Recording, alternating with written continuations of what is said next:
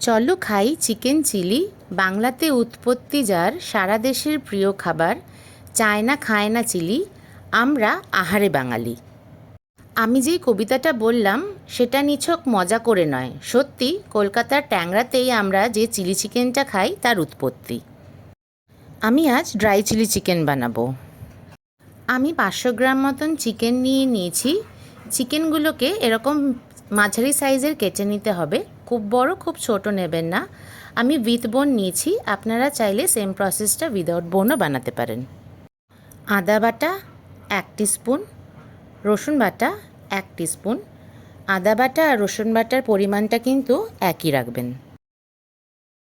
Black pepper powder আর white paper powder দেবেন। সোয়া sauce, এটা আমি লাইট সোয়া সস ইউজ করলাম, আপনারা চাইলে ডার্ক সোয়া সসও ইউজ করতে পারেন। আর দিচ্ছি ভিনিগার আর একটা ডিম। আর দিয়ে দেবেন নুন। নুনটা একটু কমই দেবেন, কারণ সোয়া সস আর ভিনিগার দুটোতেই কিন্তু নুন থাকে। এটা মিক্স করে আমি 1 ঘন্টার জন্য রাখবো ম্যারিনেট করে। যদি বোনলেস হয় তবে 15 to 20 মিনিটস রাখলে পরেই হবে। হাতে যদি সময় থাকে তাহলে বেশিক্ষণ রাখলেও কোনো অসুবিধা নেই। 1 ঘন্টা পরে ফিরে আসলাম। এখন দেব কর্নফ্লাওয়ার। কর্নফ্লাওয়ারটা কিন্তু বেশি দেবেন না, একটু কাদা কাদা মতনই রাখবেন। লোকাল দোকানে যেমন খুব মোটা লেয়ার হয়, সেটা খেতে আমার একবারেই ভালো লাগে না। আমি এখানে 1 টেবিল স্পুন মতন কর্নফ্লাওয়ার দিয়েছি। এখন আপনারা নুনটা চেক করে নেবেন, কারণ কর্নফ্লাওয়ার দেওয়াতে কিন্তু নুনের পরিমাণটা কমে যেতে পারে। আপনারা দেখে বুঝতেই পাচ্ছেন আমি চিকেনের পরিমাণটা কমিয়ে দিয়েছি। ম্যারিনেটই করা আছে, বাকিটা আমি রাতে বানাবো। আমি আমার পছন্দের একটা লোহার কড়াই নিয়েছি, কারণ এতে তেল খুব কম লাগে। একটা একটা করে চিকেন আলাদা আলাদা করে দিয়ে কিন্তু ভেজে নেবেন। এই সময় কিন্তু ফ্লেমটা খুব বেশি হাই রাখবেন না, নয়তো চিকেনের বাইরের পোর্শনটা পুড়ে যাবে আর ভেতরটা কিন্তু কাঁচাই থেকে যাবে। একটা পাটে আমার চিকেন ভাজা হবে না, আমি 2টো পাটে চিকেনগুলো ভেজে নেব।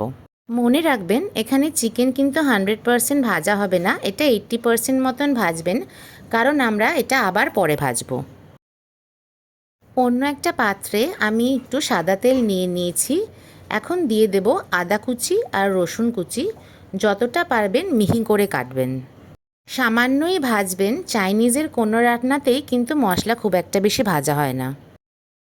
এখন দেবেন পেঁয়াজ। পেঁয়াজের প্রত্যেকটা লেয়ার কিন্তু খুলে নেবেন। চাইনিজ খাবারে এরকম ধরনের পেঁয়াজ দিলে পরে কিন্তু বেশ ভালোই লাগে। এখন দেবেন গাজর।